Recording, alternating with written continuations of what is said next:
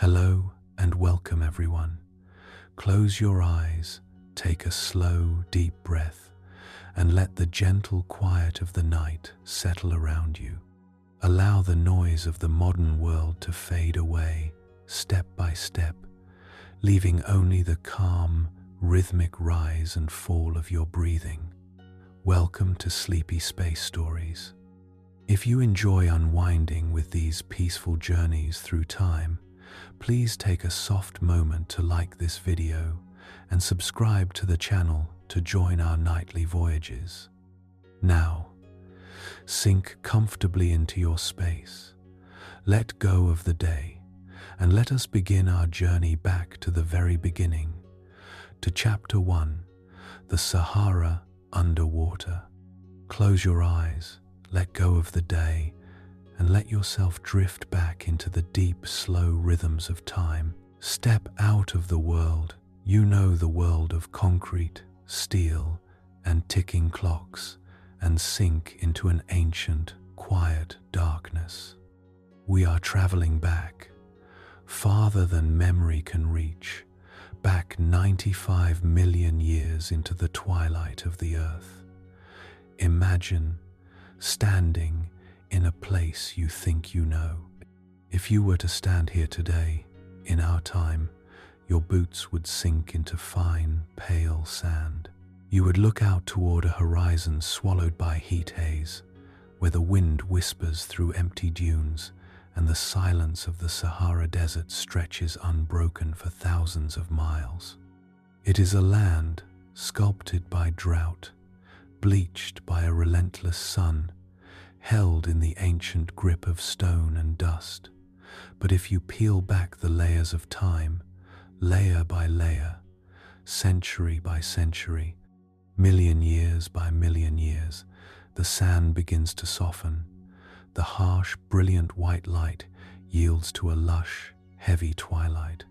The dry air fills with moisture, thick and rich, until every breath you take tastes of earth, damp moss, and warm, slow water. The barren dunes dissolve into green, and the silence gives way to a vast, humming, vibrating symphony of life. Welcome to the Cretaceous Africa. Welcome to a forgotten world, where the Sahara was not a sea of sand, but a sea of water. Here, 95 million years ago, the land sprawled under a constant tropical heat. The air hung low and heavy, thick with humidity that clung to every leaf, every branch, every gentle ripple of the tide. It was a world entirely without frost, a world where the sun warmed the mud until it gave off a sweet, rich scent of life and decay. A labyrinth of water carved its way across the continent, a colossal network of winding river channels, broad estuaries, stagnant oxbow lakes, and shadowy mangrove swamps that stretched from horizon to horizon, endlessly merging, dividing, and flowing toward an ancient ocean. Imagine floating down one of these endless rivers as the afternoon sun begins its long, languid descent.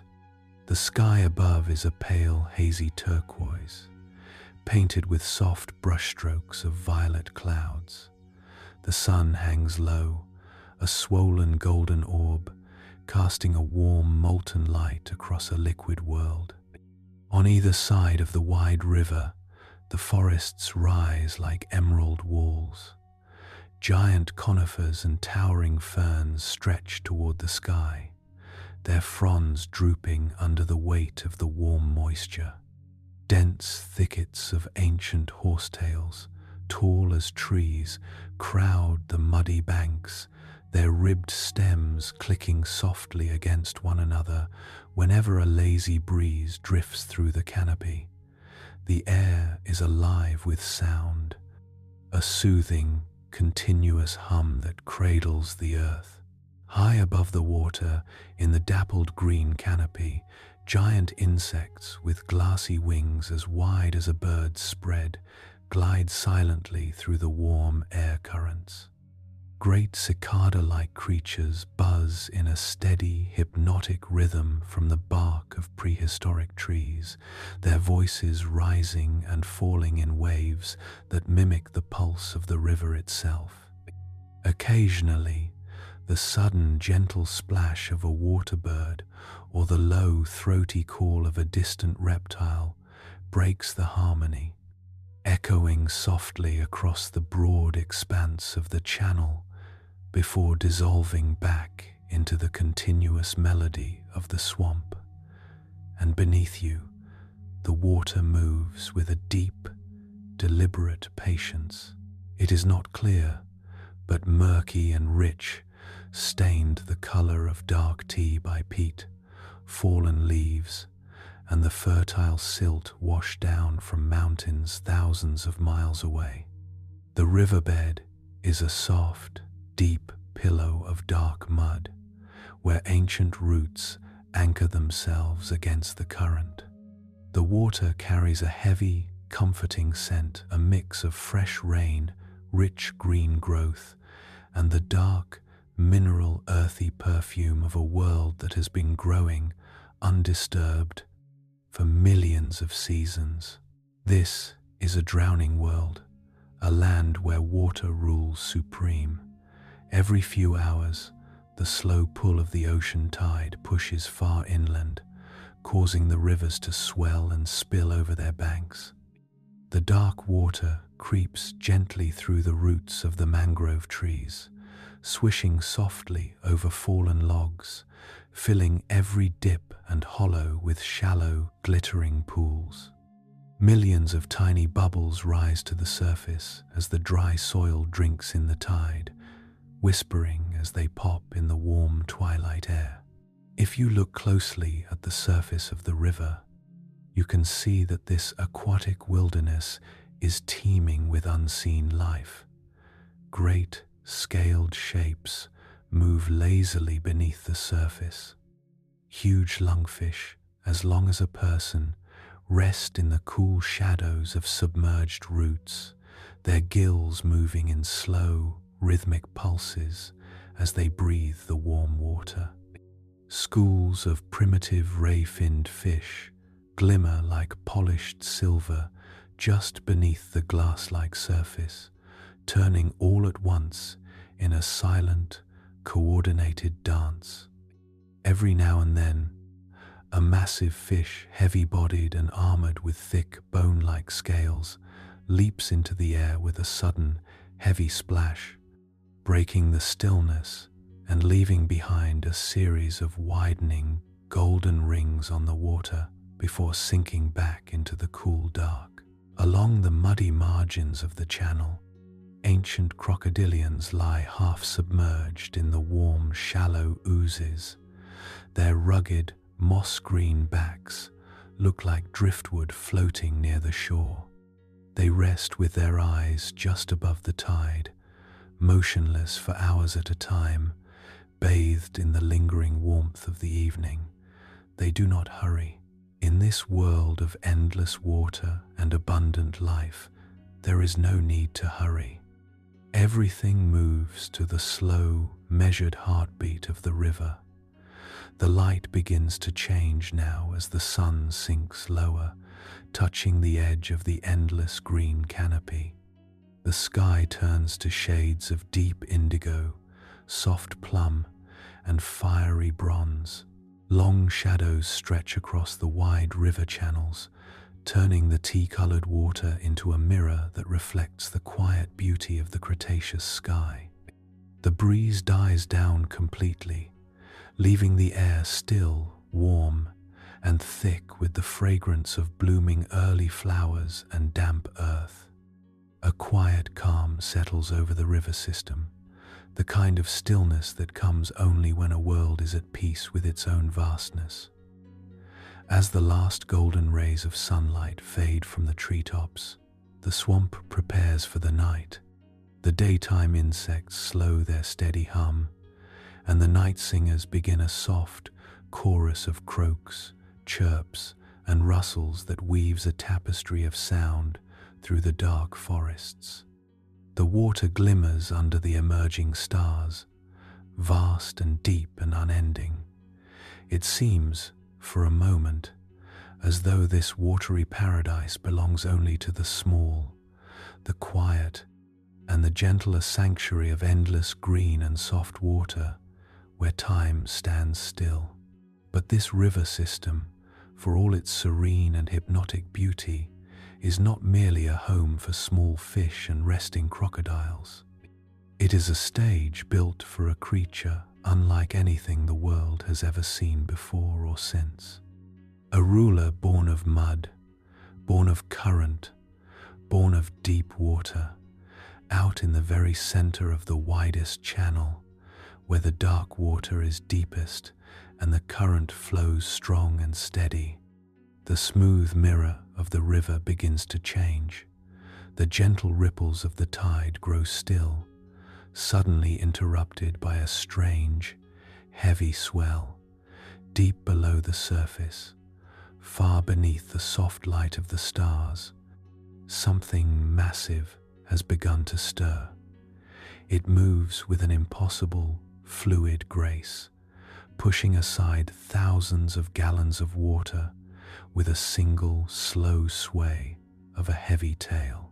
A low, deep vibration travels through the water, a sound felt rather than heard, vibrating through the mud of the riverbed and echoing into the silent darkness of the swamp.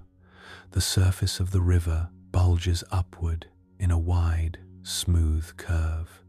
The mirror breaks, and slow, ancient ripples begin to roll outward toward the shadowed banks, signaling that the master of the river is about to rise.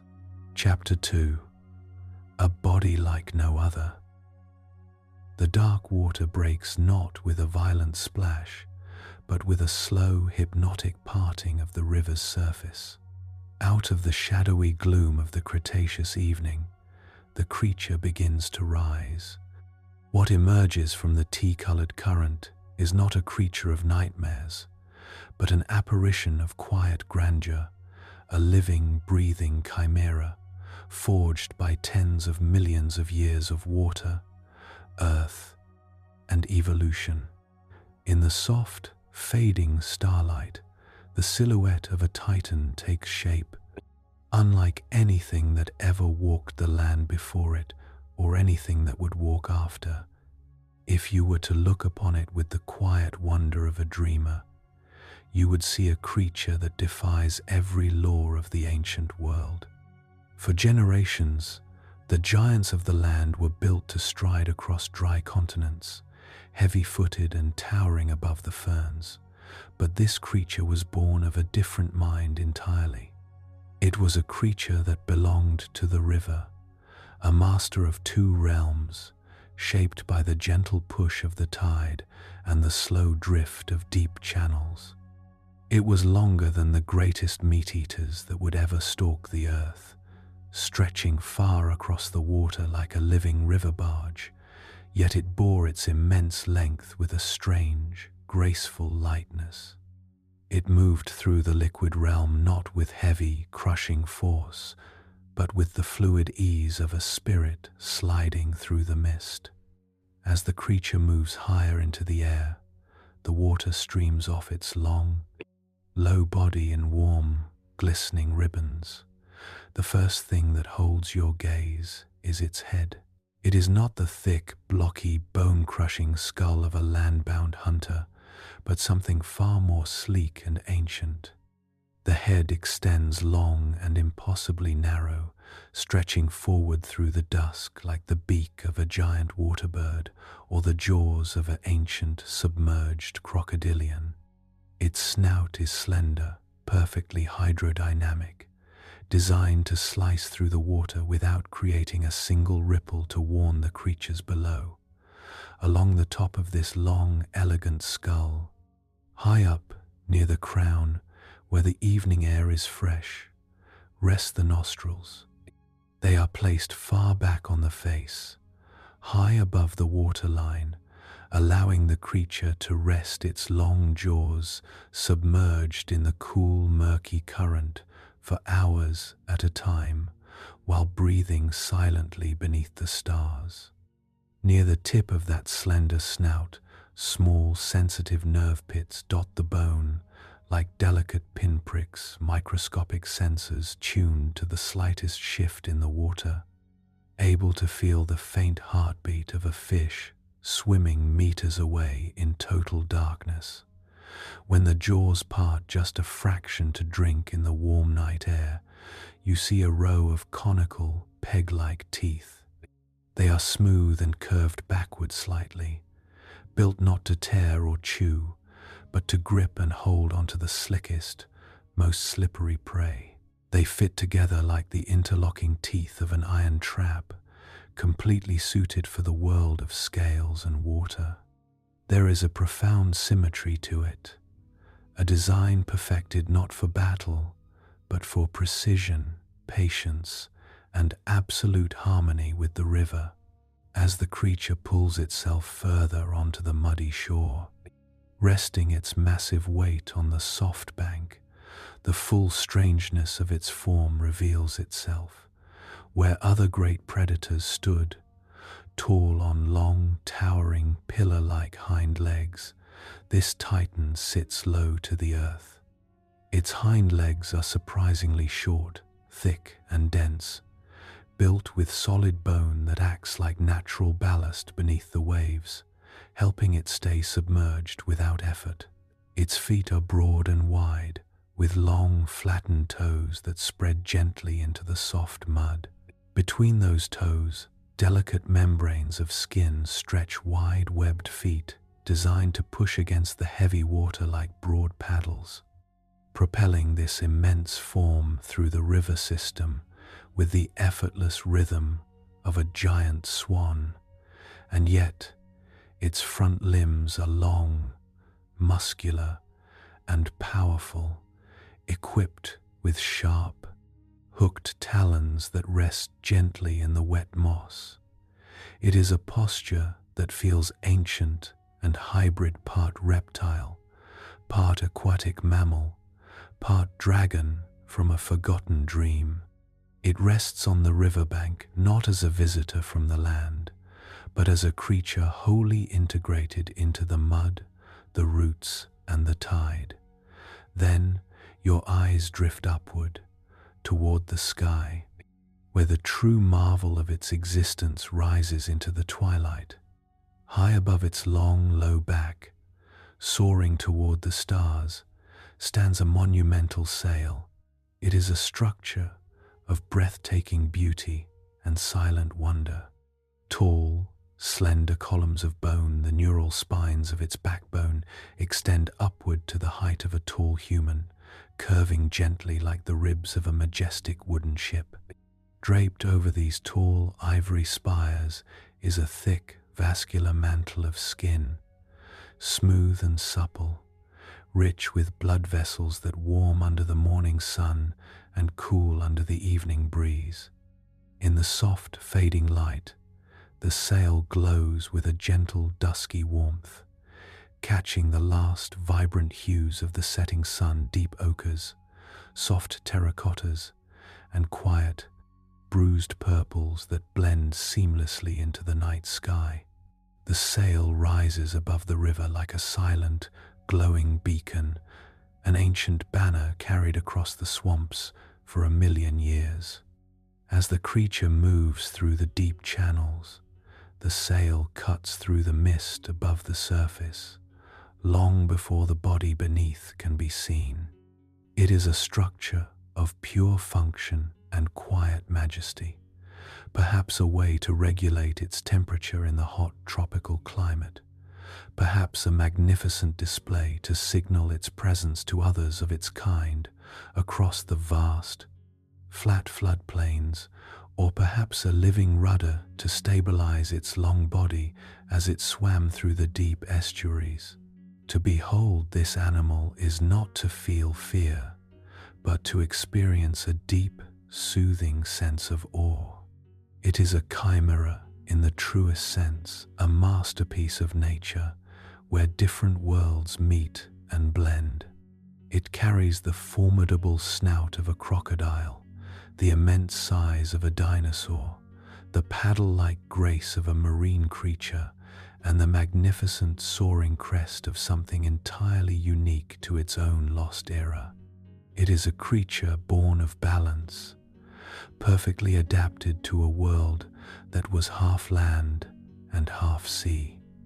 The Titan rests now on the warm, soft bank of the river, its long body reclining among the tall horsetails and drooping ferns.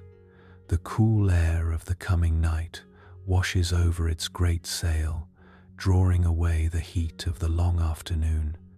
The creature lets out a deep, low breath, a soft, rushing sigh that sounds like the gentle retreat of a wave over river pebbles. The massive ribs expand and fall in a slow, rhythmic cadence, a steady breathing that seems to match the calm pulse of the entire swamp. All around it, the ancient world continues its slow, hypnotic lullaby. The river laps softly against the muddy shore, splashing gently beneath the tangled roots of the mangroves. The night insects sing their continuous, soothing song from the high canopy, their voices weaving together into a soft blanket of sound that covers the water. The stars multiply above, casting tiny, glittering pinpricks of light across the smooth, dark expanse of the channel and illuminating the grand sail that stands silent against the night. The river monster is at rest. It does not need to hunt tonight. It is content to simply exist in the peaceful warmth of its watery kingdom. It closes its dark, intelligent eyes, letting the heavy darkness of the Cretaceous night settle over its broad head, its webbed feet, and its towering sail. And as the current continues its endless, silent journey toward the distant sea, carrying with it the warm mud, the fallen leaves, and the ancient memories of the earth, the river remains calm. The great creature slumbers on the bank, a quiet guardian of a forgotten world, breathing softly as the night deepens, surrounded by the eternal, comforting sound of flowing water. Chapter 3: Built for Water. Imagine a world where the boundaries between land and water begin to dissolve, where the steady evolution of life on Earth turns back upon itself, stepping back into the cool, dark cradle from which all air-breathing creatures once emerged. For 100 million years, the great land-dwelling titans had perfected the art of walking upon dry earth. Generation after generation, their skeletons had grown lighter, their limbs taller, their arches stronger, all designed to conquer the vast continents, to hold their massive bodies up against the relentless pull of gravity. They were creatures born of dust and stone, masters of the open air. And yet, in the heart of Cretaceous Africa, one line of giant predators listened to a different calling. It was a calling that echoed from the slow, silty depths of the great river delta, a silent invitation from the currents that carved their way through the ancient floodplains. Slowly, over millions of generations, this creature began to unlearn the land. It surrendered the height of the trees and the firmness of dry soil, turning its back on the lifestyle of its terrestrial kin, and re-entered the water. In doing so, it rewrote the unwritten laws of dinosaur evolution, embarking on a rare and wondrous journey backward into the deep. To truly understand this aquatic spirit, one must sink beneath the surface of the river, into the soft, twilight realm where light filters through the tannin-stained water in shimmering bands of amber and gold. If you were to dive into those ancient currents alongside this great beast, you would witness a masterclass in natural engineering, a body transformed down to its very marrow to conquer the liquid world. Unlike the hollow, air-filled bones of its distant land-bound relatives, bones crafted by nature to be light and buoyant, for swift running across open ground, the skeleton of this river giant was heavy, dense, and solid. Deep within its legs and ribs, the internal cavities that usually held pockets of air were replaced by thick, heavy layers of solid bone. It was a transformation quiet and profound, mirroring the very same evolutionary path taken millions of years later by penguins, manatees, and deep-diving seabirds. This extra weight was not a burden. It was a gift of weightlessness. It acted as natural ballast, an internal anchor that offset the air in its massive lungs. Without this solid density, the creature would have floated helplessly like a dry cork on the surface, forced to battle its own natural buoyancy with every stroke. But with its heavy, dense skeleton, it could sink effortlessly into the dark, cool depths, hovering in the water column with the delicate poise of a submarine. As it slips beneath the gentle swell of the wide river channel, the creature becomes a shadow in motion. Its long, low body aligns perfectly with the flow of the current. Up on the top of its long snout, high near the crest of its skull, its nostrils take one last deep breath of the warm, tropical night air before dipping beneath the glass-like surface. Placed far back from the tip of the jaw, these elevated breathing ports allowed the beast to navigate, hunt, and rest while keeping almost its entire head submerged, invisible to the fish swimming in the murky darkness below. Along the delicate tip of its long, narrow jaws lie hundreds of tiny, nerve-filled pores, a sensory network so subtle and refined that it could detect the faintest tremor in the river. Even in the pitch-black waters of a moonless night, or in the cloudiest silt thrown up by a passing storm, the monster did not rely on sight alone. It could feel the gentle displacement of water caused by a single fin flicking 50 feet away. It could sense the rhythmic pulse of a giant coelacanth resting among the riverbed roots, reading the invisible currents of the river as if they were lines written upon a page. And then comes the true engine of its aquatic grace, a discovery that reshaped everything we thought we knew about the giants of the past. For a century, scholars had pictured this creature wading awkwardly along the shallows on tall, bird-like legs, snapping at passing fish from the safety of the mud.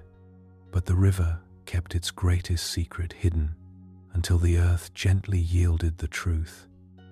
A tale unlike any other ever seen in the dinosaur kingdom. Rising from the long vertebra of its tail were tall, flat neural spines, fanning out into a massive, broad paddle that stretched from its hips to the very tip of its tail.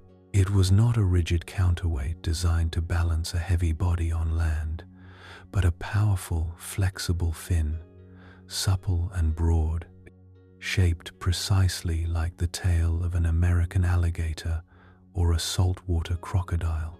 Watch as it hunts in the slow-moving depths of the Cretaceous River. With a gentle, sinuous wave that begins at its hips and ripples through its massive spine, the broad paddle of its tail sweeps side to side in the water. The movement is smooth, hypnotic, and utterly silent. There is no thrashing, no frantic splashing, only a continuous, rhythmic propulsion that glides the massive predator forward through the dark channels.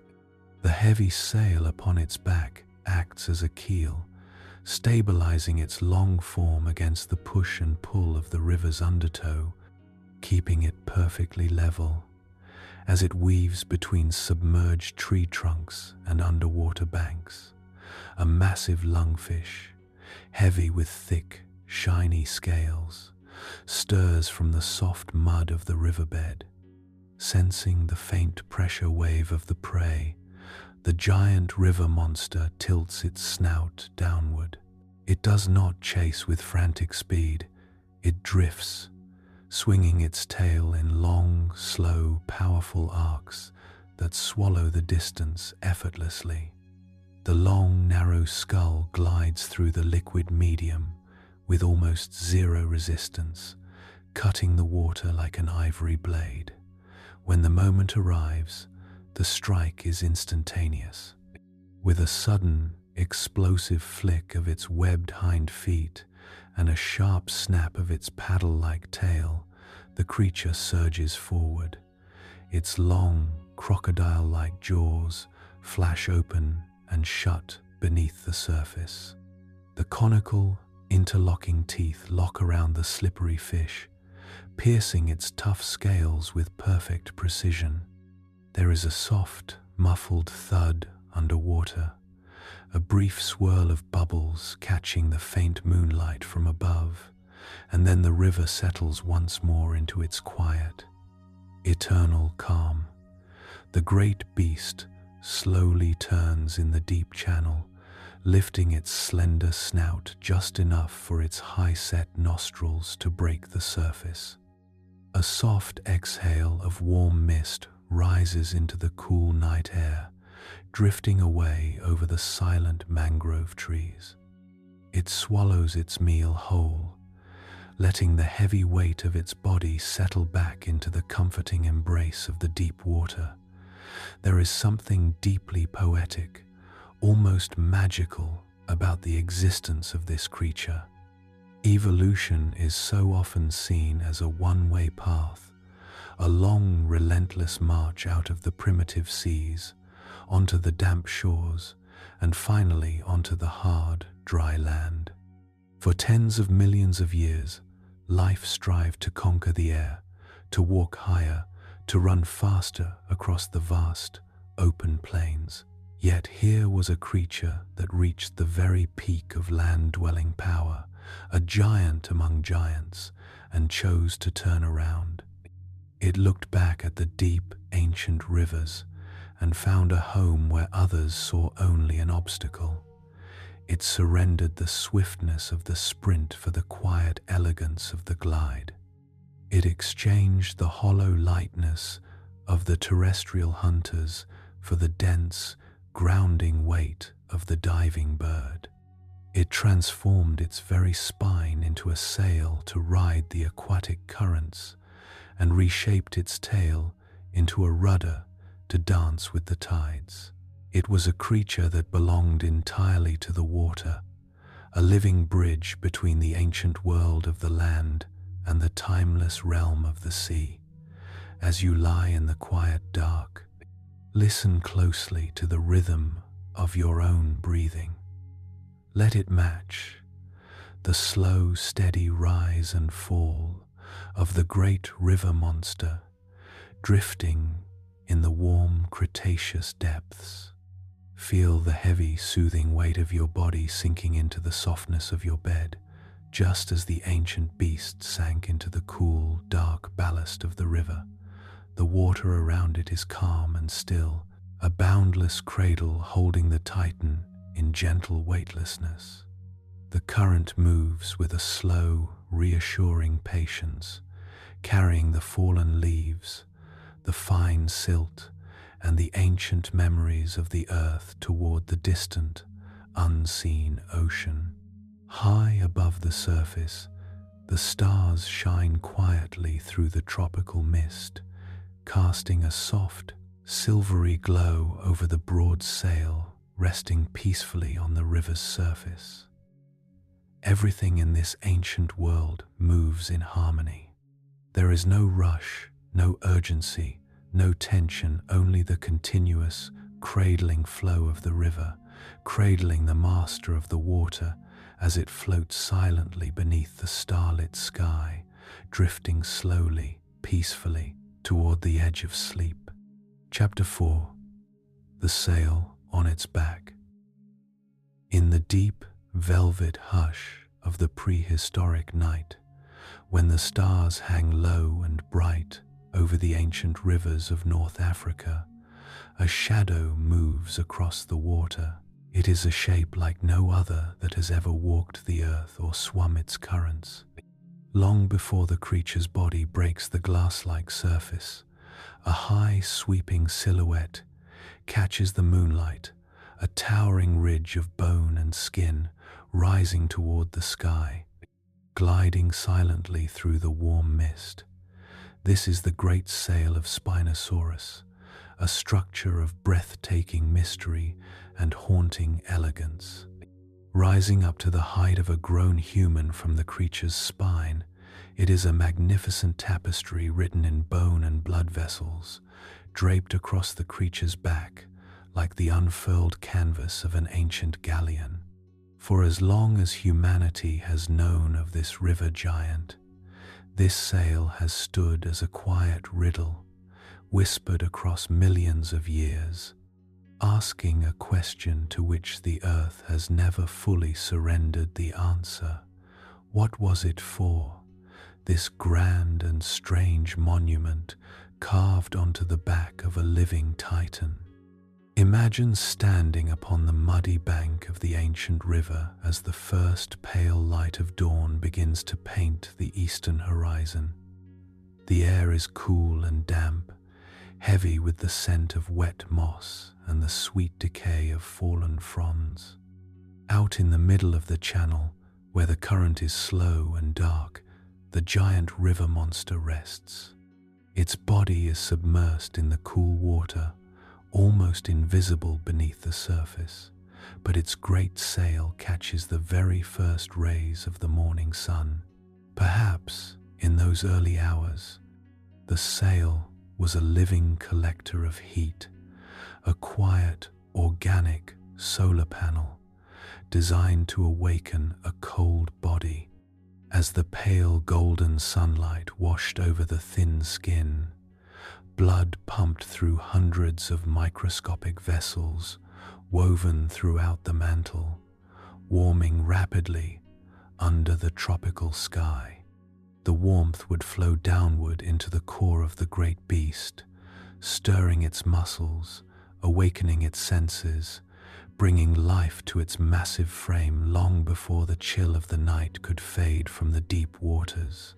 And when the midday heat grew too intense, when the heavy equatorial sun beat relentlessly upon the swamp, the creature could turn its body into the breeze, allowing the same sweeping sail to release its excess heat into the cool air, keeping the giant balanced, peaceful, and constant in a world of extremes.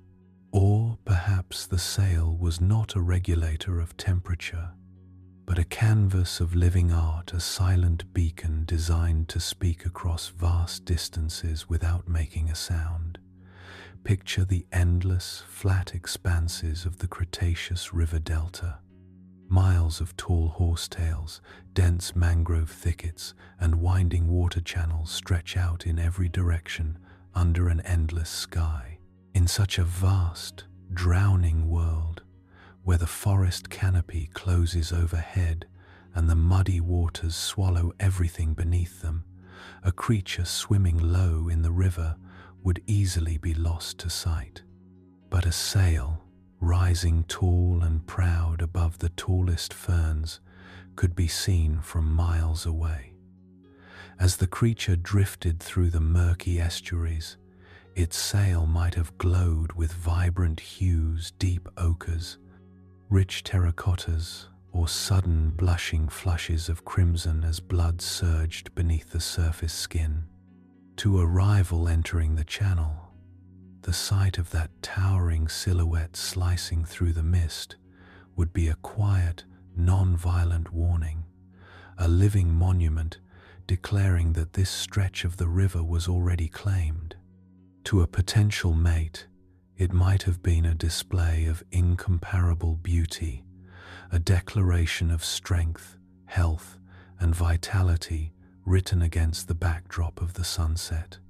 It was a language of shapes and colors, a silent song carried across the quiet swamps. Yet there is another dream, another quiet possibility that scholars have pondered while gazing at the heavy, fossilized spires of bone. What if the sail was not a thin, delicate banner of skin at all, but the anchor for something far denser, far heavier, a grand, muscular hump resting upon the Titan's back? In this quiet vision, the tall neural spines were not the frame of a wooden ship's sail, but the sturdy rafters of a massive storehouse. Wrapped in thick layers of muscle, tendon, and rich fat, the structure might have resembled the broad, rounded hump of a bison or a camel. In a world defined by wet seasons and dry seasons, where the rivers swelled with abundance for months, only to shrink into stagnant pools when the rains failed, such a storehouse would be a priceless sanctuary of life. The creature could feast upon the giant fish during the times of plenty, storing energy deep within its back, allowing it to endure long months of drought with quiet patience, waiting serenely for the rains to return and the rivers to rise once more. We may never know with absolute certainty which of these quiet truths the sail belonged to, or if it was all of them woven into one perfect, multifaceted design. Nature rarely creates such grand structures for a single purpose. The sail may have gathered the sun's warmth in the quiet morning, displayed its splendor at twilight, and sustained the creature through the long, dry seasons, all while stabilizing its long body as it glided through the deep channels. Whatever its true purpose, the sail rendered Spinosaurus unmistakable. It was a silhouette that, once glimpsed through the morning mist or against the setting sun, could never be confused with any other creature that ever walked the earth. It was the signature of the river monster, a symbol of a time when the boundary between the land and the water dissolved into a lush, eternal paradise. As the evening light begins to fade once more, casting long, violet shadows across the smooth face of the river, the great beast prepares to dive. It drifts into the deepest part of the channel, where the water is cool, dark, and still. The tall spires of its sail catch the very last glimmer of starlight, glowing like amber embers before they slowly, smoothly sink beneath the dark mirror of the current. The water closes over the sail without a sound. The river settles into a perfect, glassy calm, reflecting the endless blanket of stars above.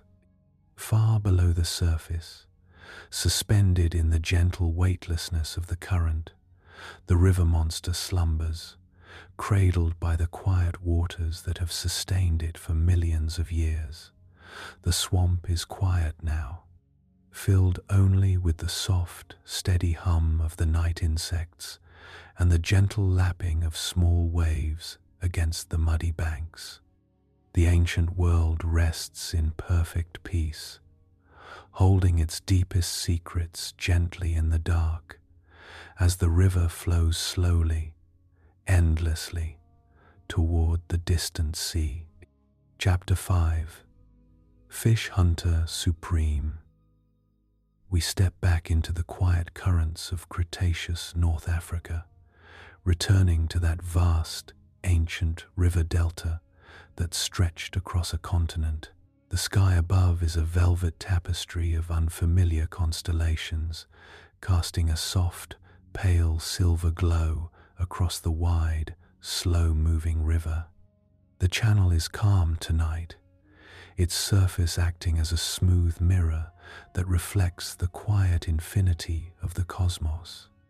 Everything here moves in harmony with the slow, measured pulse of the water. Out in the shadows, where the river narrows and the shallows meet the edge of a submerged sandbar, an immense form moves with profound, unhurried patience. Spinosaurus has come to the water's edge to hunt. This is not the chaotic, bone-crushing chase of a land predator. There are no frantic sprints through the underbrush, no roaring demands echoing off the trees.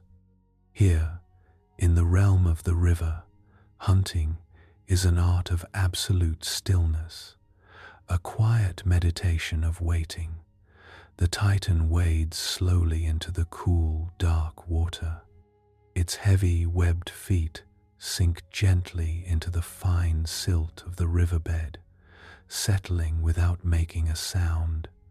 The water rises slowly around its body, creeping up its broad chest, soothing the warmth of its skin. The massive sail upon its back catches the gentle night breeze, rising high into the starlight, a dark and majestic silhouette carved against the sky. Water drips from the tall, sweeping ridge of skin and bone, tiny golden droplets falling one by one back into the channel, creating soft, delicate rings that expand and fade upon the glass-like surface. Spinosaurus lowers its long, crocodile-like head until its lower jaw rests lightly in the water, submersed just a few inches beneath the surface. It lowers its eyes, allowing the darkness to envelope its vision, choosing instead to feel the river. Near the very tip of its long, narrow snout, thousands of microscopic, nerve-filled pores wake up in the dark. These tiny pressure sensors act as a window into the unseen world beneath the waves, reading the liquid atmosphere with extraordinary precision. To Spinosaurus, the river is not silent.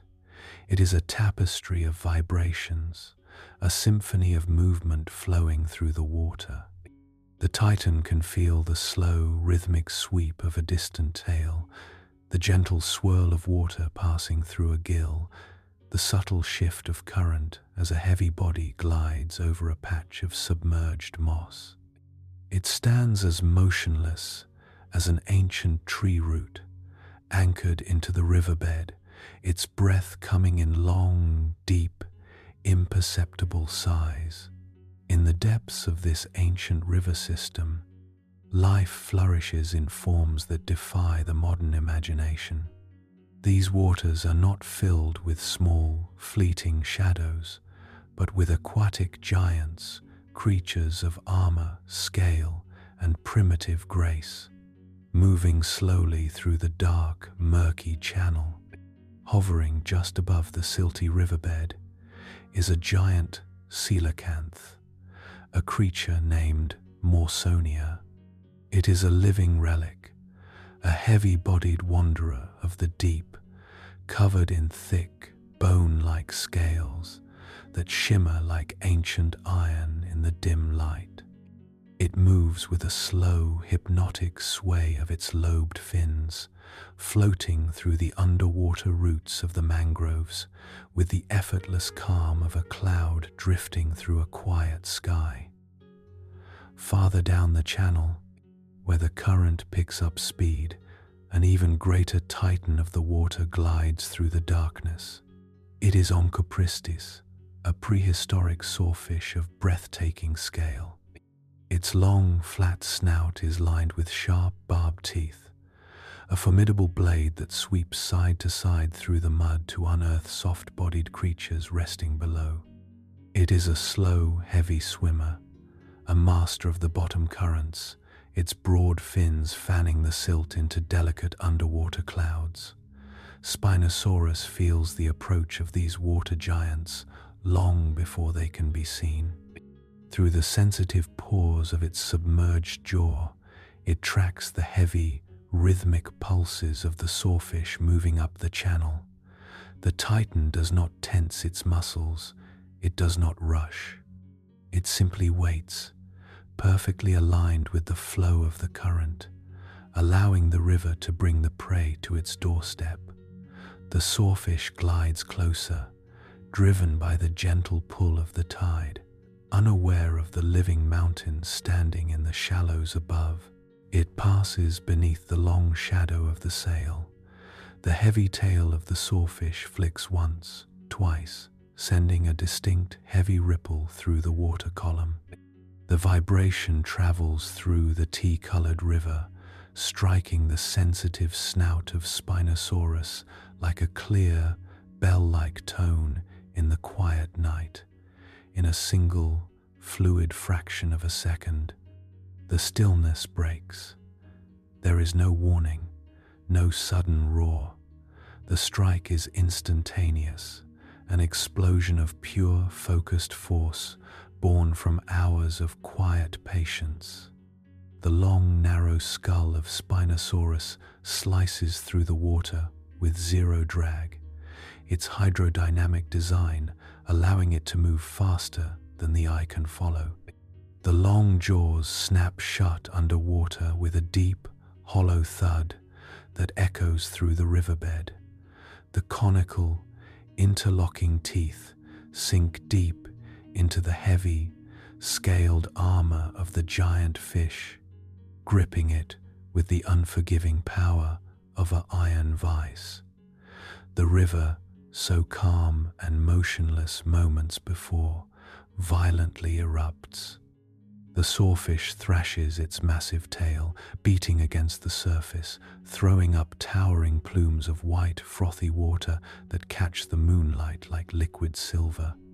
Heavy waves roll outward from the center of the strike, crashing softly against the muddy banks and sending panic through the roosting waterbirds in the high canopy above. The broad paddle of Spinosaurus's tail sweeps deep into the mud, anchoring the titan against the frantic struggles of the river monster in its jaws. The great sail on its back rocks gently side to side, a stabilizing mast in the midst of the brief, localized storm. Yet, despite the thrashing power of the giant fish, the outcome was decided the moment the jaws closed. Spinosaurus holds fast, its conical teeth designed perfectly by nature, not to tear, but to grip slippery, heavy prey against the pull of the current. It lifts its head slowly out of the churning water, muscle and bone rising effortlessly against gravity. The giant sawfish thrashes one last time, its heavy fins splashing into the river, before the crushing pressure of the predator's jaws brings an end to the struggle. Spinosaurus steps back toward the warm, shallow mud of the bank, carrying its heavy prize out of the deep channel. The brief turbulence dissipates as quickly as it began. The white foam on the surface dissolves into gentle, golden bubbles that float downstream and pop softly in the night air. The heavy waves that crashed against the roots settle into soft, rhythmic lapping sound. The disturbed silt sinks back toward the riverbed, settling like a blanket of dust upon the floor of the channel, returning the water to its tea-colored clarity. Standing on the muddy bank, illuminated by the soft light of the stars, the titan begins its meal in the calm, unhurried stillness of the night.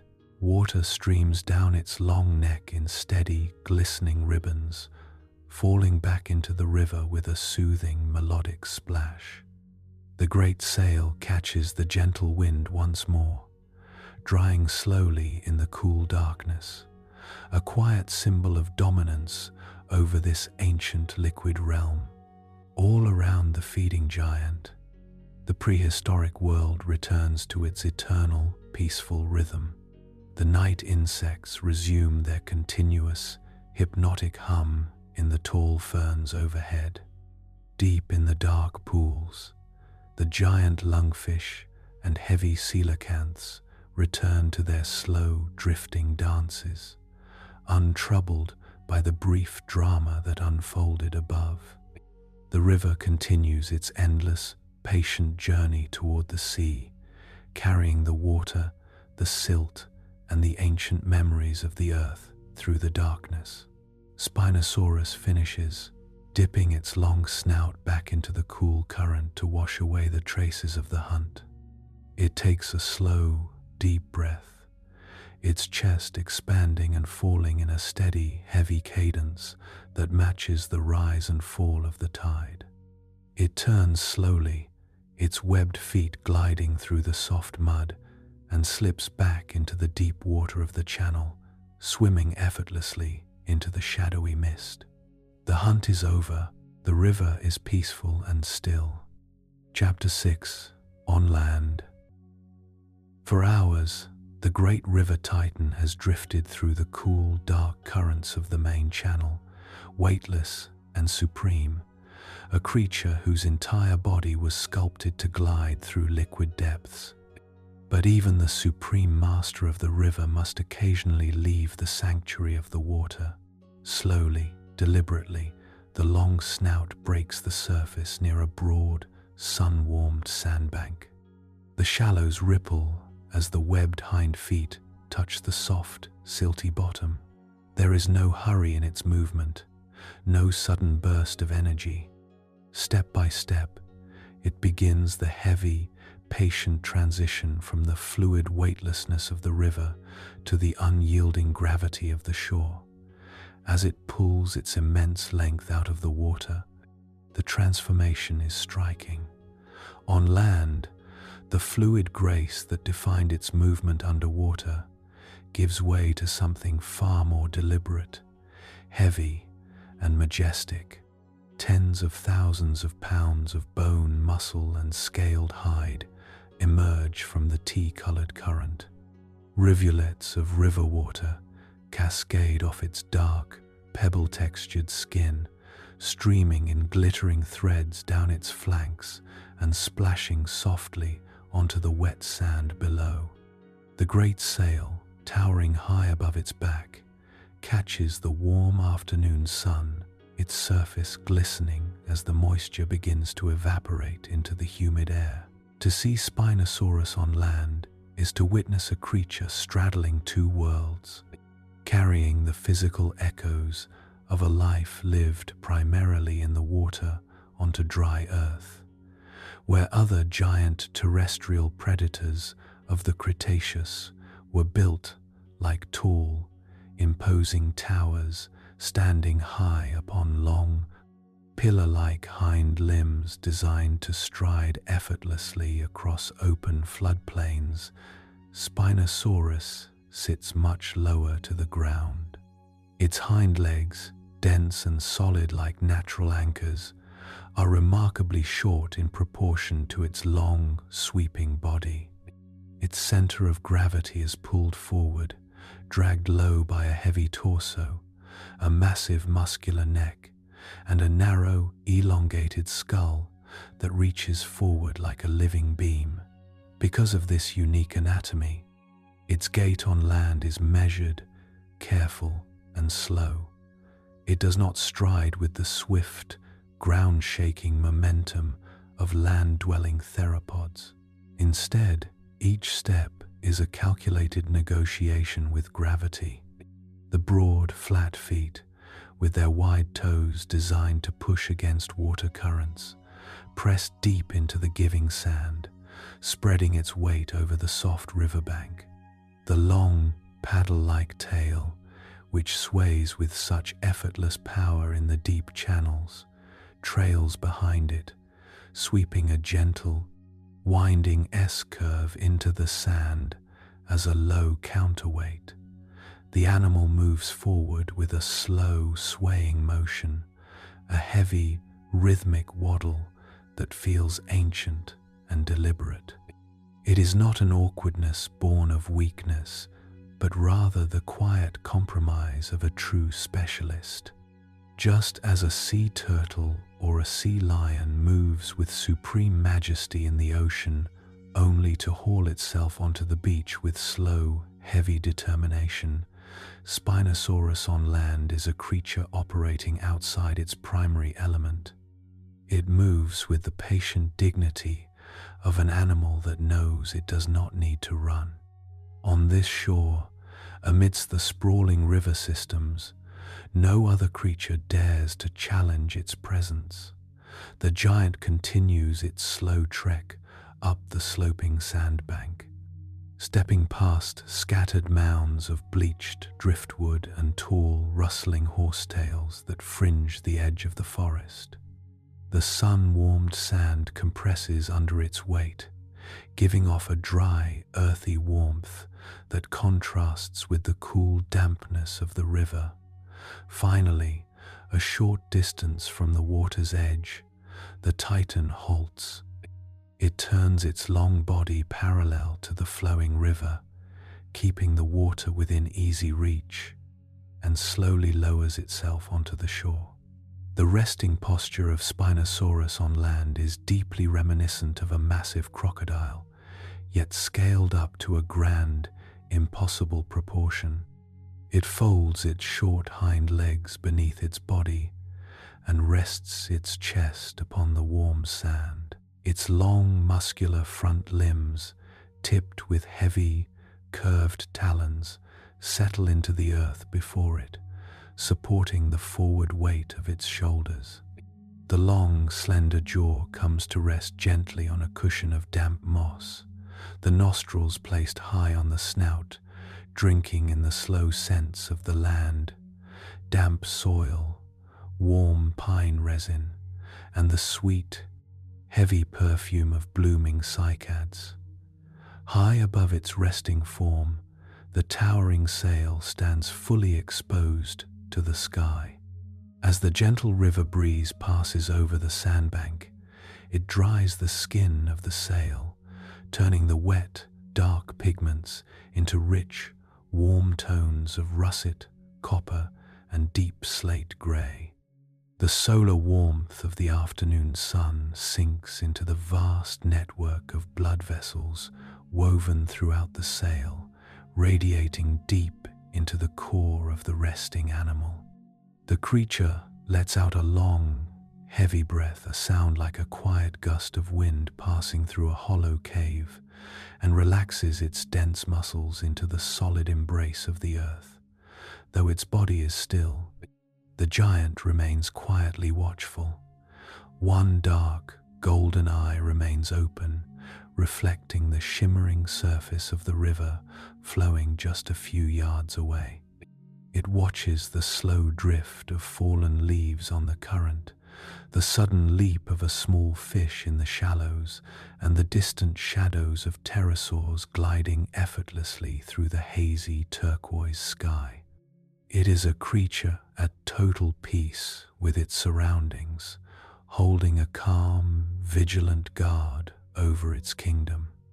There were many reasons why this river titan would haul its massive body onto the dry sand. Land was a place to rest, to let the warm sun bake away the chill of deep diving, and to dry the skin after days spent submerged in the murky estuaries. It was a bridge between isolated waterways, allowing the creature to trek slowly across narrow necks of land when seasonal shifts caused river channels to change their course. And during certain times of the year, these soft, sunny sandbanks served another vital purpose, a quiet sanctuary where life began anew. Imagine the gentle mother Spinosaurus in the quiet, dry season, using her powerful front limbs to scoop deep, circular hollows into the warm, dry sand high above the tide line. There, beneath the shade of ancient conifers, she would lay a clutch of large, leathery eggs, burying them carefully under a blanket of warm earth and decaying vegetation to incubate in the tropical heat. For weeks, she would remain on the sandbank, resting like a giant guardian beside the nest, patient and unmoving, listening to the soft murmur of the river until the tiny, high-pitched chirps of newborn river monsters heralded the arrival of a new generation. Now, as the afternoon slowly matures into twilight, the light across the sandbank changes. The bright golden glare softens into a deep, soothing rose and lavender. The shadow of the great sail stretches far across the sand, reaching out like a long finger until it touches the edge of the dark river. The resting Titan shifts slightly, feeling the cool air of evening replace the heat of the sun. It lifts its head from the moss, its long jaws parting just enough to taste the night air. The river calls to it once more, the deep, familiar element where gravity yields, where short legs become weightless anchors, and where a heavy body becomes a fluid spirit of the current. With a slow, heavy push of its front limbs and a sway of its massive hips, Spinosaurus rises from the sand. It leaves behind a deep, sculpted impression of its body in the shore, a quiet record of its time on land. Step by step, it waddles back toward the water's edge, its wide feet sinking into the wet mud at the river's margin. The moment its long snout touches the water, the transformation begins again. As it slides forward into the tea-colored channel, the heavy pull of the earth fades away. The water rises around its chest, lifting the massive torso, cradling the dense bones, and restoring the effortless lightness of its existence. The broad tail flicks once, a soft, sinuous wave that propels the giant smoothly into the deep, dark middle of the river. The sail glides through the shimmering surface water like a dark silk banner, fading slowly into the evening mist as the creature returns to the liquid world where it truly belongs. Behind it, on the quiet sandbank, the river tide rises softly, washing over the deep tracks left in the mud. Wave by wave, the water smooths the sand, erasing every trace of the giant's journey onto land, leaving only the calm, undisturbed shore, reflecting the first quiet stars of the Cretaceous night. Chapter 7: Night Along the River. As the sun sinks below the distant, forested horizon, the intense tropical heat of the Cretaceous day begins its long, gentle retreat. A cool, damp air slides down from the surrounding floodplains, rolling across the wide channels like a soft, invisible blanket. The golden glare that bathed the delta all afternoon fades into deep indigo, soft violet, and liquid silver, smoothing away the sharp edges of the ancient landscape. With the falling temperature comes the soft, awakening pulse of the prehistoric night. The heavy silence of the sweltering afternoon yields to a rich, layered lullaby. From the damp mosses and giant fern thickets along the bank, myriads of nocturnal insects emerge.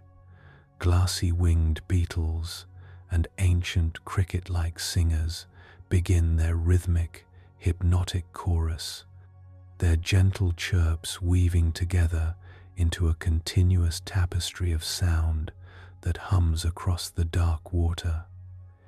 In the shallows, primitive frogs add their soft, hollow calls to the night air, echoing in quiet cadence with the low, resonant croaks of young crocodilians resting among the mangrove roots.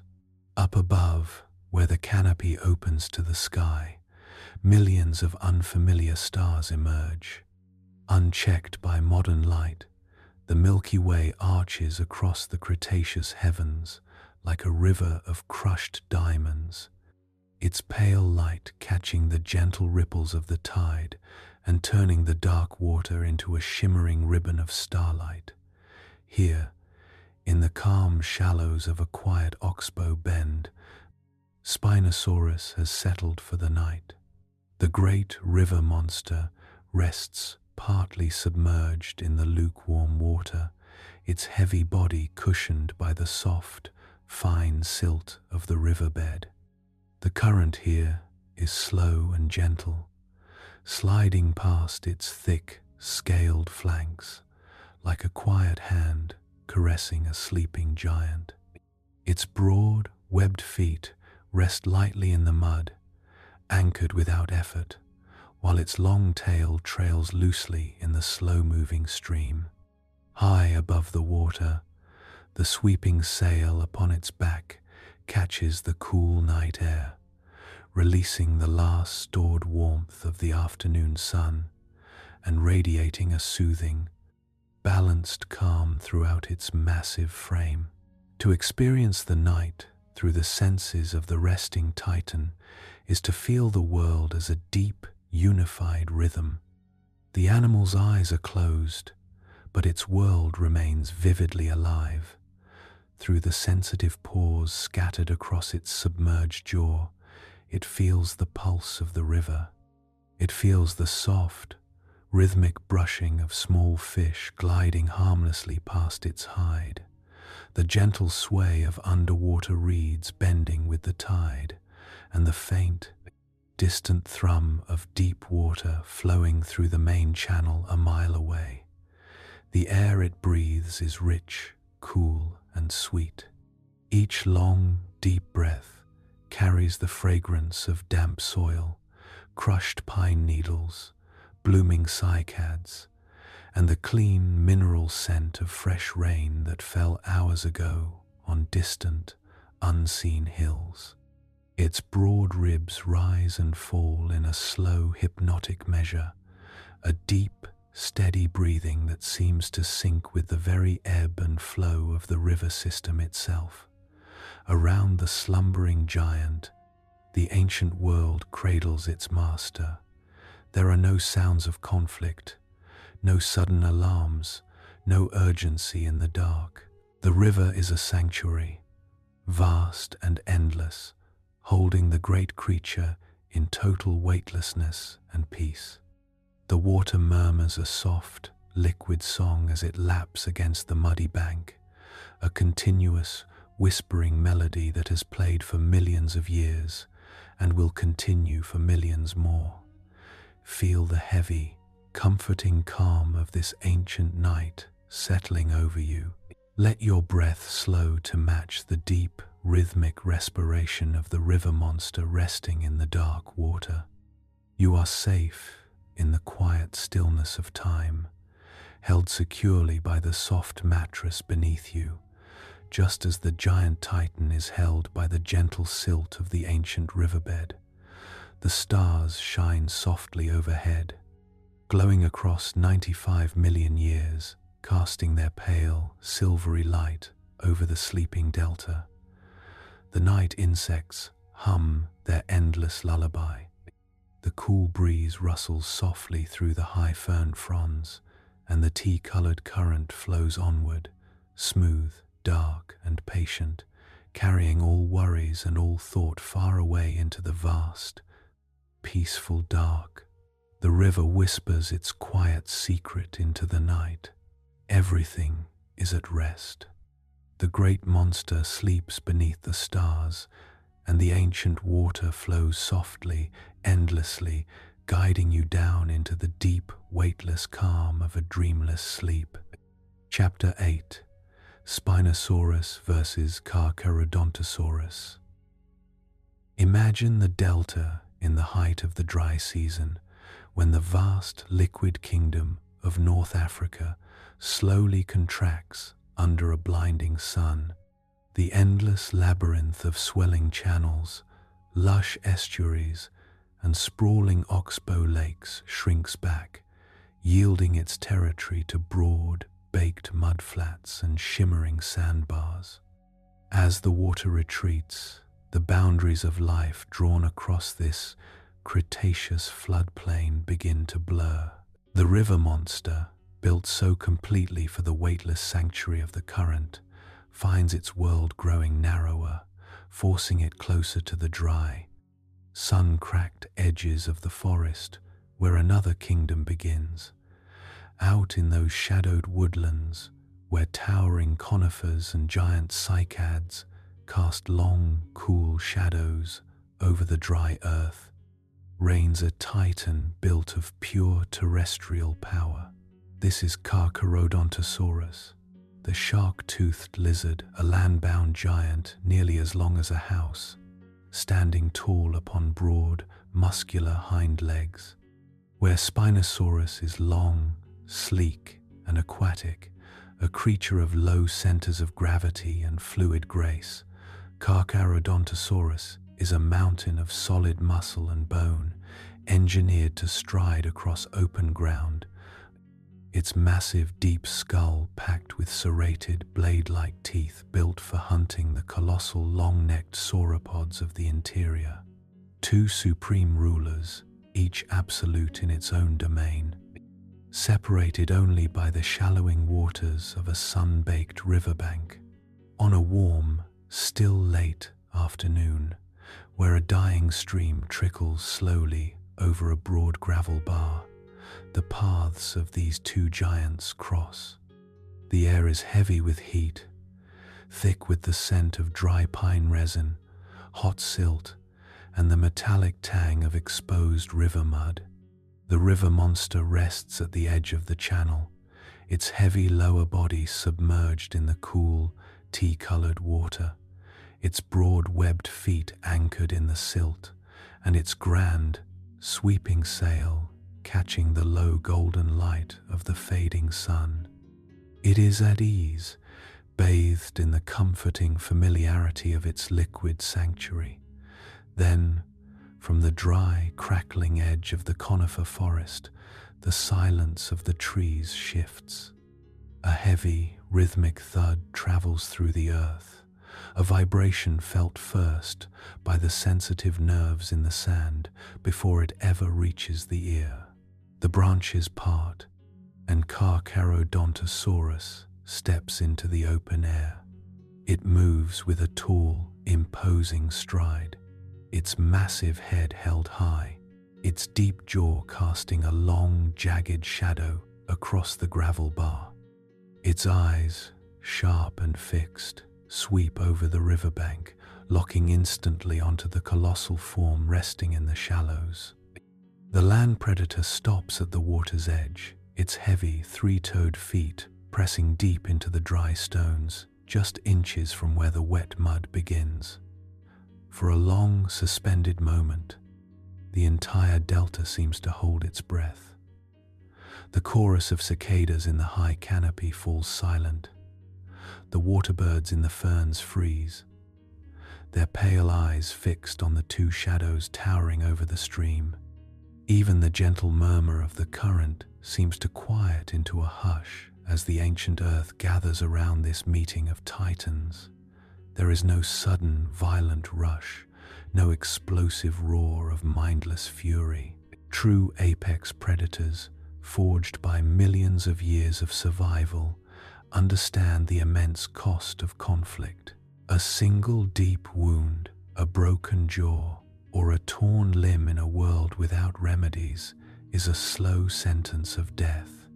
And so, between these two masters of their respective realms, a quiet, tense, and deeply complex negotiation begins, a dialogue spoken not in violence, but in the subtle language of posture, presence, and spatial restraint. Spinosaurus turns its long, narrow head slowly toward the bank, its dark, golden eyes fixing on the land giant. It does not retreat into the deeper channel, nor does it surge forward. Instead, it slowly shifts its heavy torso, bringing its broad chest further out of the water, allowing the full, immense scale of its form to become visible. The sweeping sail upon its back, catching the low rays of the setting sun, seems to ignite into a brilliant wall of deep copper and crimson. Rising high into the hazy sky, the sail acts as a towering visual barrier, a living monument that makes the river monster appear impossibly large, stretching across the water like an insurmountable wall. From its long, slender snout, Spinosaurus lets out a low, deep vibration, a sound so low it bypasses the air, traveling as a heavy, sub-audible hum through the water and the gravel. It is a quiet, resonant warning, a declaration that the river and everything beneath its surface belongs to the master of the current. Carcharodontosaurus stands its ground on the dry stones, its tall frame silhouetted against the emerald wall of the forest. It tilts its broad, heavy head, its throat expanding as it releases a deep, dry hiss that rustles the hot air like dry leaves blowing across stone. It displays its massive, weaponized jaws, the powerful muscles of its neck tensing under its thick, pebbled hide. It asserts its own absolute dominance over the land, over the dry paths, the forest shade, and the hunting grounds that stretch far beyond the river's reach. The two giants measure one another across the narrow ribbon of wet sand that separates their worlds. They read the subtle signals written in every movement, the angle of the head, the tension in the limbs, the quiet, steady rhythm of their breathing.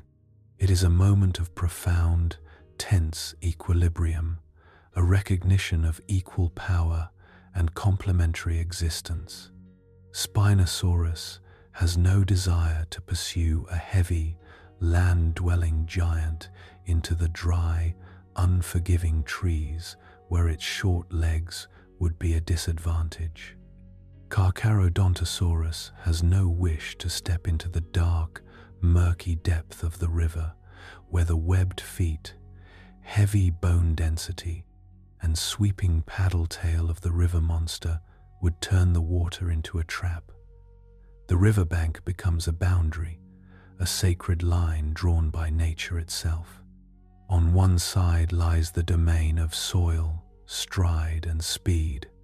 On the other, the realm of depth, current, and patience. Slowly, the tension begins to dissolve, melting away into the warm, fading light of the afternoon. Carcharodontosaurus takes a slow, deliberate step backward toward the shade of the conifers, keeping its head turned toward the river. It does not run. It yields the water's edge with cool, measured dignity.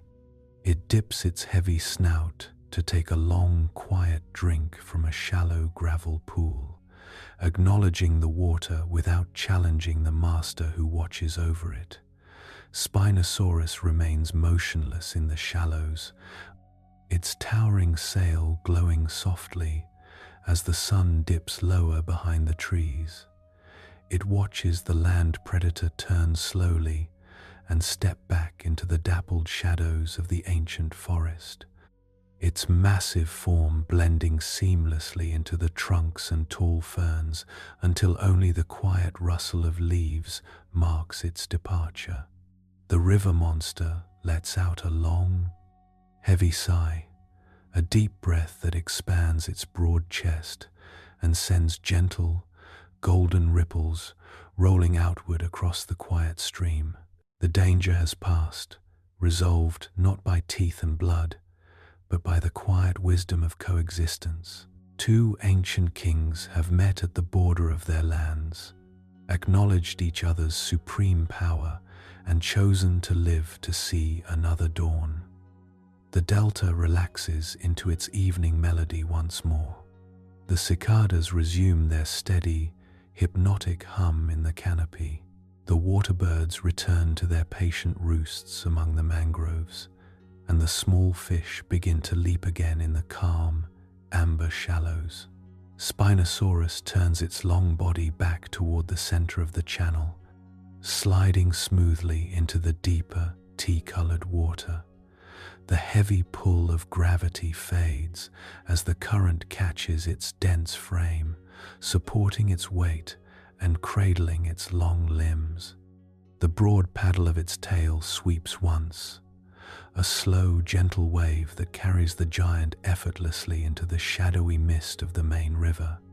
As the dusk deepens into night, painting the Cretaceous sky in shades of violet and silver, the river flows on, calm, continuous, and vast. The memory of the encounter fades into the ancient silt, washed away by the slow, eternal movement of the tide. Let yourself drift now into that same quiet stillness. Feel the deep, heavy peace that settles over a world where boundaries are respected, where conflict gives way to calm, and where every creature rests securely within its own quiet sanctuary. Like the great river monster floating weightlessly in the starlight, you are safe, supported, and surrounded by an enduring peace. The water whispers its timeless lullaby as it slides past the muddy banks, carrying away the heat of the day, the noise of the world, and all lingering tension into the dark, comforting embrace of sleep. Chapter 9. Growth from Hatchling. Imagine a delicate egg, no larger than a melon, resting snugly in the dark, warm soil of a riverbank sandbar, cradled beneath a woven blanket of rotting ferns and damp moss. Inside that fragile oval shell, wrapped in the quiet darkness of time, lies the seed of a future titan. For weeks, the equatorial sun has baked the earth above, sending gentle waves of incubation deep into the soil. And then, in the hush of a warm tropical dusk, a tiny, high-pitched scraping sound breaks the stillness. A microscopic crack spreads across the pale shell, followed by a soft, frantic pushing. The egg yields, and into a world of towering shadows and endless water, a hatchling Spinosaurus takes its very first breath. It is almost impossible to reconcile this tiny, fragile creature with the colossal river monster it is destined to become. Less than a meter long from its delicate snout to the tip of its slender tail, the hatchling weighs no more than a newborn kitten. Its legs are thin and trembling, its wide, dark eyes filled with the overwhelming vastness of a world that views it not as a king, but as a quick, defenseless meal. Everything around it is immense. The horsetails rise like emerald skyscrapers. The falling raindrops feel like heavy stones splashing into the mud, and the air is thick with the scent of countless unseen hunters. In these precarious early months, survival is a quiet, secret art. The hatchling does not dare to step into the open currents of the main channel, where giant sawfish and monstrous crocodilians glide through the dark water.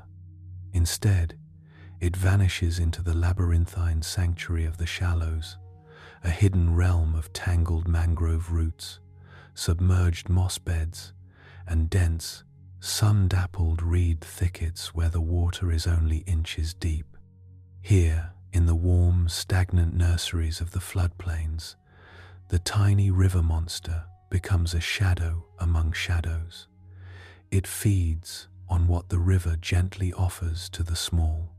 Tiny, primitive shrimp darting through the silt, shimmering dragonflies resting on low-hanging fronds, and minute fish trapped in shallow tide pools. Every movement is careful, patient, and silent. When the heavy, thundering footfalls of a passing Carcharodontosaurus shake the mud, or when a massive adult crocodilian drifts past the edge of the reeds, the hatchling freezes, pressing its small body flat against the damp earth, blending seamlessly into the moss and decayed leaves until the danger glides away into the mist. As the wet seasons roll into dry seasons, a quiet miracle of transformation unfolds within the young animal's body. Powered by an insatiable appetite and the fertile bounty of the delta, the juvenile grows at a dizzying, explosive rate. Month by month, its skeleton expands, its long bones thickening and growing remarkably dense, anchoring its center of gravity lower and lower toward the mud. Slowly, the distinctive geometry of its adult form begins to emerge from the soft contours of youth. Its snout stretches forward, narrowing into the sleek, hydrodynamic blade of a dedicated fish hunter. The high-set nostrils drift further back along its skull, and the sensitive pressure-detecting pores around its jaw grow finer, tuned to the delicate vibrations of the deeper water. Up along its spine, a subtle ridge begins to swell. What started as a modest line of raised bumps begins to push upward, column by column, draped in rich, vascular skin, the first promise of the majestic sail that will one day catch the golden light of the Cretaceous sun. With size comes a gradual, fearless shift in perspective. The shallow, murky nurseries that once offered safety begin to feel cramped. Step by step, month by month, the growing juvenile ventures further from the sheltering roots, exploring the deeper, faster currents of the main channels. It learns to read the flow of the tide, to use its broad, webbed feet to paddle effortlessly against the undertow, and to swing its flattening tail in long, fluid arcs that propel it smoothly through the deep channels. The small, vulnerable hider of the reed beds is fading away, yielding to the steady, unstoppable emergence of an apex master. Now, as the twilight deepens over the ancient river, picture that once vulnerable hatchling transformed by time, floating weightlessly in the cool, dark waters of the delta. It is no longer small, no longer afraid. Supported by the deep, cradling current, it rests its broad head on the water's surface, its high sail glowing softly beneath the emerging stars. Feel the quiet, profound comfort of that journey from a tiny spark in the dark soil to a serene, timeless ruler of the river. Let your body sink into the soft, heavy embrace of your bed, feeling completely safe, completely sheltered, and deeply at peace, as the slow, ancient river of sleep carries you gently away into the night. Chapter 10: Sound and Communication. In the vast, tropical delta of prehistoric North Africa, the air was never truly silent. By day, it hummed with the high-pitched buzzing of ancient insects and the sharp, sudden calls of primitive water birds rustling through the canopy. By night, it breathed with the soft, steady lap of current against riverbanks and the gentle rustle of towering horsetails in the breeze. But beneath this ambient melody of the swamp lay a far deeper, stranger soundscape, a hidden language written in frequencies lower than human ears could ever fully capture. Spinosaurus, the quiet titan of this liquid world, spoke not with a roaring, land-shattering scream, but with the deep, resonant voice of the river itself. Much like the modern crocodilians that share its aquatic spirit, this great beast communicated through infrasound, low-frequency rumbles that traveled through the air, through the tea-colored water, and through the very earth beneath. Imagine standing at the edge of the river as dusk settles over the delta. The sun has dipped beneath the horizon, leaving behind a bruised sky of indigo and warm violet.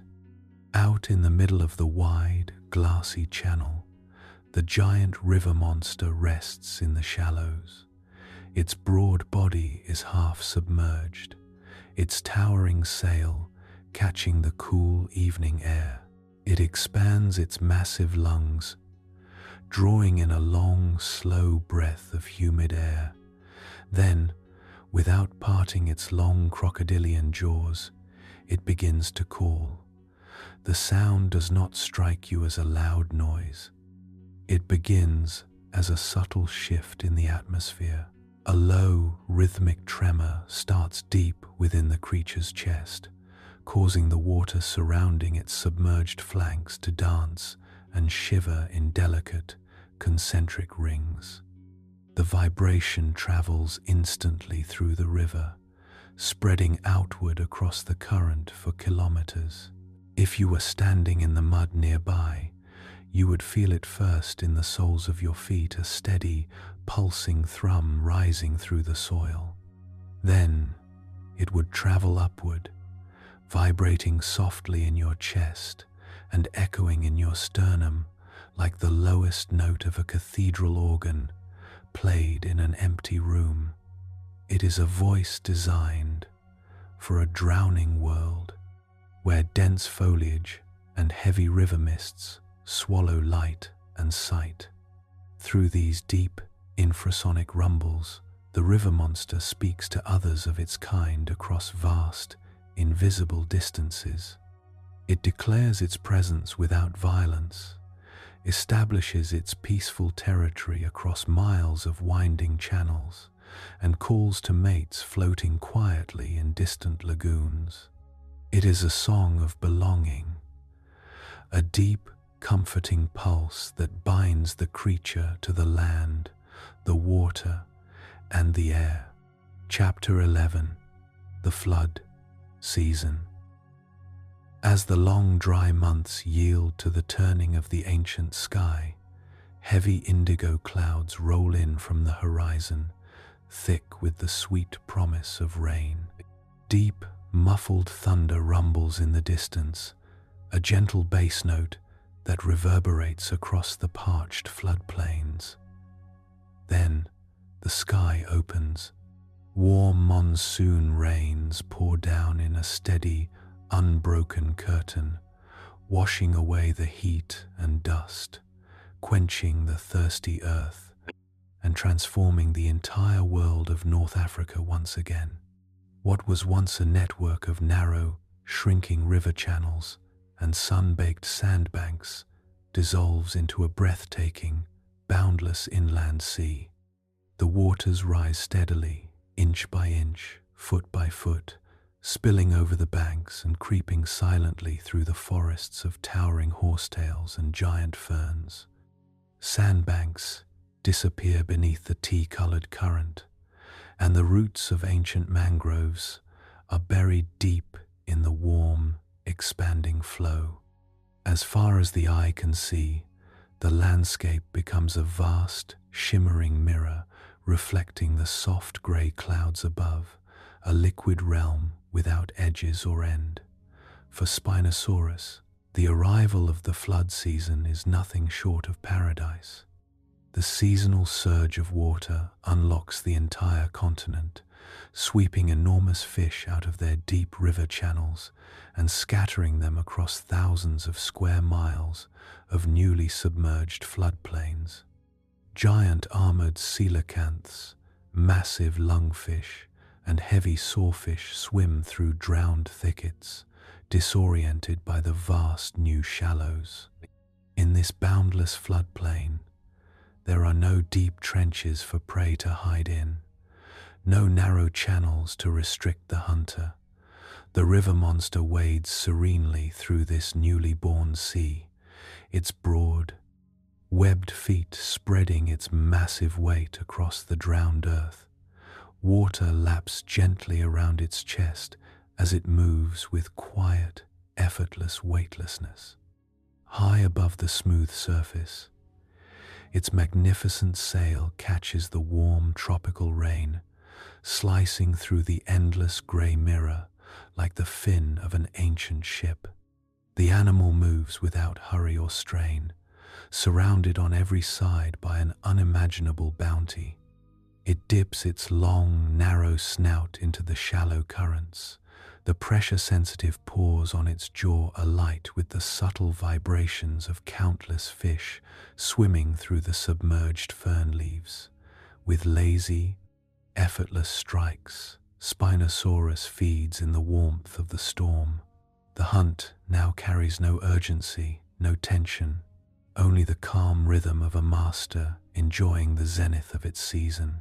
The air is cool and fresh, heavy with the clean perfume of rain and damp moss, while the water below remains pleasantly warm, cradling the giant in a continuous, soothing bath. Chapter 12. The End of the River Monster. As the vast wheel of deep time turns, even the greatest river systems inevitably shift, dry, and yield to the silent march of centuries. 95 million years ago, the lush, watery paradise of Cretaceous North Africa slowly transformed. The monsoon rains ceased to fall with their ancient reliability. The sprawling deltas shrank back into isolated channels, and the endless inland seas evaporated under a changing sky. The rivers that had sustained the sail-backed Titan for millions of years quietly faded into history, and with them the river monster slipped away into the deep silence of extinction, leaving behind only scattered bones buried in the quiet mud. Yet the mystery of Spinosaurus did not end with its vanishing. Tens of millions of years later, when human hands first unearthed its fossilized remains from the dry sands of the Sahara, the world was granted a brief, tantalizing glimpse of this impossible chimera. But memory, like stone, can be fragile. In the spring of 1944, during the dark fires of World War II, the original fossils that first revealed the existence of this giant were destroyed in a single night of bombing in Munich. It was a poignant loss, a second extinction wrought by the conflicts of a modern world, casting the river monster back into the realm of shadows and half-remembered dreams. For decades, we possessed only drawings, notes, and fragments of stone, forced to wonder at an animal unlike anything the earth had ever created before or since. It was a creature that dared to cross the sacred boundary between land and water, a titan that surrendered the sprint across open plains to embrace the heavy, weightless grace of the deep current. It was part crocodile, part dinosaur, part living sail, and wholly its own magnificent creation. Today, as new discoveries slowly emerge from the ancient sands, we begin to piece together the grandeur of its lost world. But as night falls, the science fades into quiet wonder. Picture once more that ancient river at dusk. The tropical heat of the day has softened into a cool, fragrant dusk. The tea-colored water slides past the muddy banks with a gentle, hypnotic murmur, reflecting the pale violet and gold of the fading sky. High above the channel, the first stars begin to glisten through the misty canopy, casting delicate threads of light across the glassy surface. The river is calm now. The great sail that once sliced through the starlight is gone, resting peacefully in the deep, undisturbed sleep of time. But the current remains, flowing patient, smooth, and endless through the dark, carrying the memory of the river monster softly into the vast, eternal hush of night.